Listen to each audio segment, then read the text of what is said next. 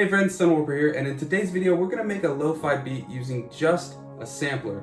I've been doing a lot of jams and building songs with my Dawless desk, but today I wanted to pare that back and go as simplistic and minimal as possible using just an SP404, a few of the drum sounds that came stock, and then we're going to take my 2004 Fender Strat and put a couple guitar sounds in there and build a song using just guitar samples and the drums in there. I think we'll do some repitching for some bass tones. I hope you enjoy it, and if you find some value in it, let me know in the comments or leave a like, subscribe. I post new videos every Tuesday at 11 a.m. Pacific, 7 p.m. UTC. But yeah, with that out of the way, let's go put some samples in the SP. So the first thing we do is get the external source on. We're going to be doing guitar. So we got to go to the input settings by hitting Shift input setting, and then we're going to go to input effects, and we're going to put a guitar amp sim. And I think I had this setting from before. Let's take a listen. No, it's a little too distorted for my taste. So let's go back. Let me try and change.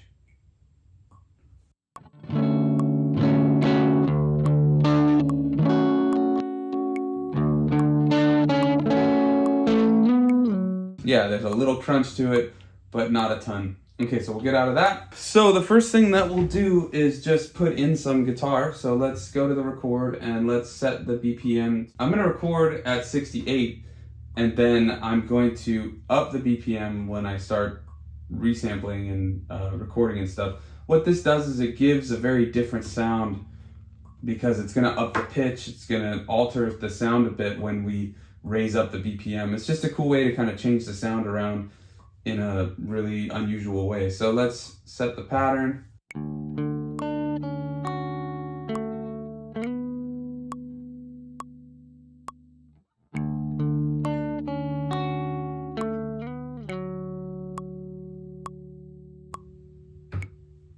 Okay, so that's the first one.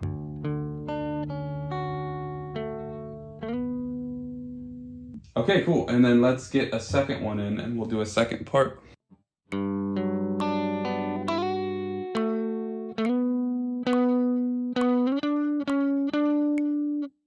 Okay, we got our second one. So we've got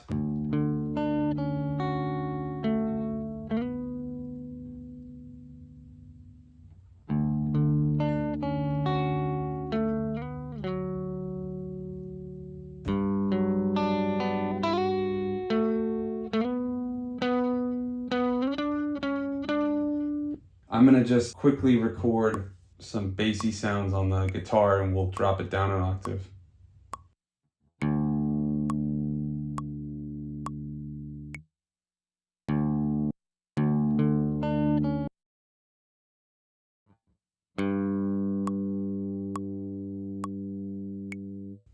Okay, perfect. All right, so let's get the guitar going. I'll reset up the cameras and then we'll make a beat out of this. All right, so we're back and we are now with the SP. We can shut off external source. So now I'm going to start adding some effects to these samples that we made. So the first thing that we're gonna need to do is let's turn on some vinyl sim.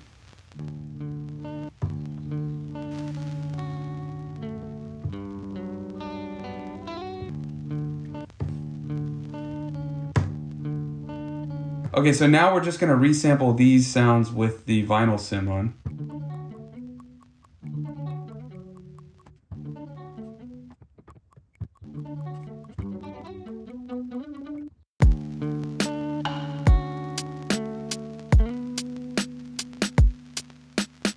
All right, so we've got these two sounds sampled in with some vinyl. I think we'll also add a little reverb to it, but we'll do that next. The other thing I wanna do is drop the pitch of these so we get some bass notes. So first we'll go to pitch and we'll drop this 12. Now we got a bass. All right, let's do it with this one.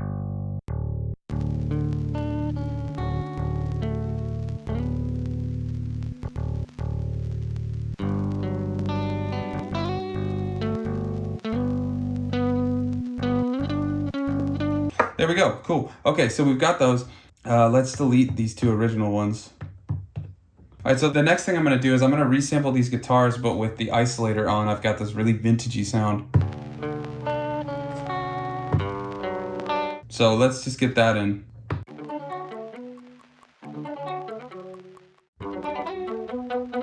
Perfect. I was thinking maybe of resampling these with some filter on it, a low pass filter to cut off some highs, but I think we'll leave it as it is for now. So I made a mistake when I was resampling. I had the BPM, I thought I had it set to 68. Somehow it's sensing it that this was recorded at 90. So I changed the BPM from auto to manual, and I just set the value to 68. So this will be right. It's important we do that because we're gonna record the next bit at 76. And so I want this to sample up properly, and it'll be a nightmare trying to do it auto and stuff. So really quick, I'll just show you. When you open it, it's usually set BPM set to auto. Right there you can see BPM is set to auto, and then you go manual, click it, and go down to what we're doing is 68. So we're gonna go to 68. And there we go. We got it now. Okay, perfect. So you can see now this is still set to 90, and that's how drastically it changes. But we're not gonna do 90. So I think for starters, we'll do a pattern because I wanna see how it sounds. We'll set it to 4 bars and we'll put quantize on.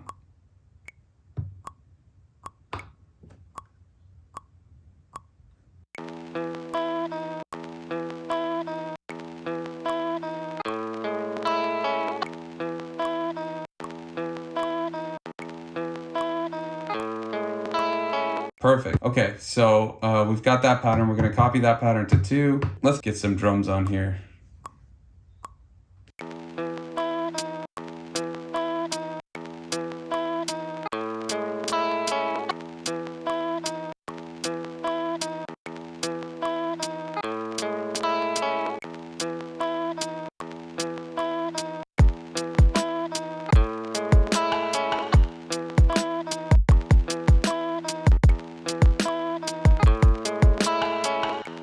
Okay, we'll do that.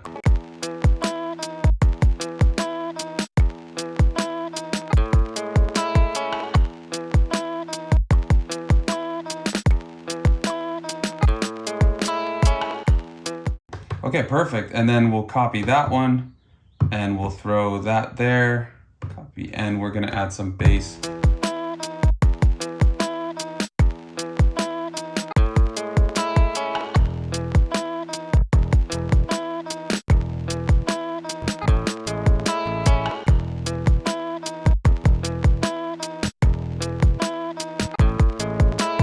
Let's copy 2, put it on 5, and we'll have it drop there. No, we need to copy 1, that's right. So we'll copy 1 to here, copy.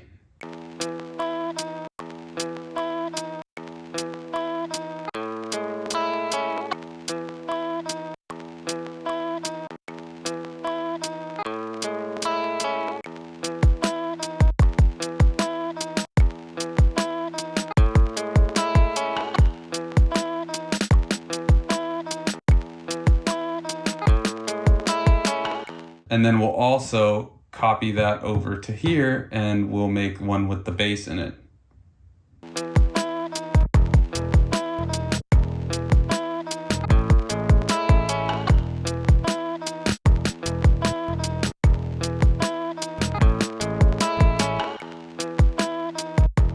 Okay, so we've got a pattern now. We've got just the guitar with the drums, bass, guitar, and then this little like drop if we want to do that before we add the bass. And we also have that bass one. So pattern selection's fun because you can just bounce between it, do some work, but there's also a whole thing with you could resample whole parts together, and why you may want to do that is you can add effects all together into one piece, and then you could bounce between a few different parts rather than these patterns. You have to do it based on the structure that it's going, so it won't just play when you switch to it.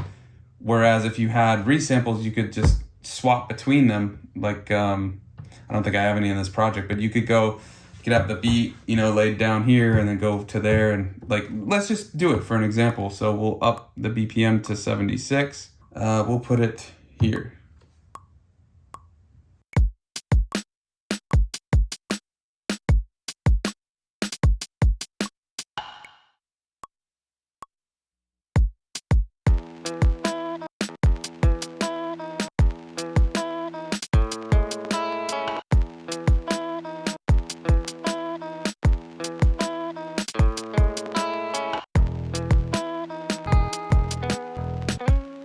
Now you could even resample to 8, right? Let's just add in even more noise. So we're gonna put it all together now.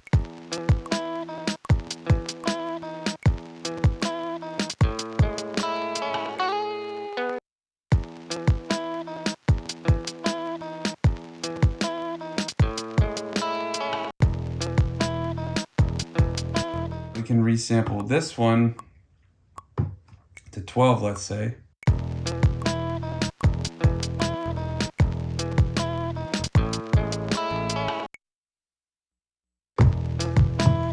And you can loop it. I'm not sure if it's gonna be a perfect loop, we'll see. Oh, it's actually almost a perfect loop. I'm never that lucky, so that's surprising, but we got it. Now what you can do is, rather than bouncing just between patterns, you can actually perform these parts all together yourself, but it limits what you can do with the effect. Let me just run through it really quick.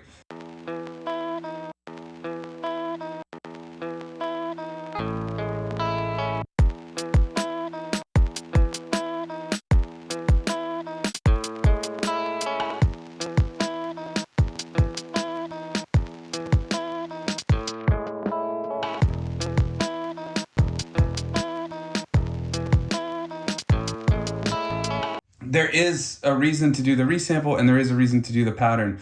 The pattern sequencer is a lot cleaner. It's a lot easier to put things together, change things around, but it's very locked in. You can't change things in the pattern once they're set. I mean, you can undo and things like that, but you're locked in that mode that you've got. You could, of course, choose a pattern like this one and perform on top of it,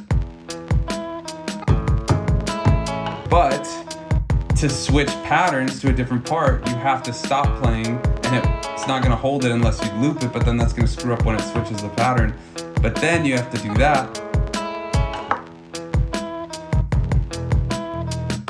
So if you're doing it in this way, you can drop those things out more. So there is reason to do both. I'm still getting into resampling. The one thing with resampling, and this video wasn't a good example of it because I got really lucky, but when you end the resample, if you do it a little late and then you try to hold that loop, it's gonna throw off the loop because there'll be silence at the end that keeps going after the part is done.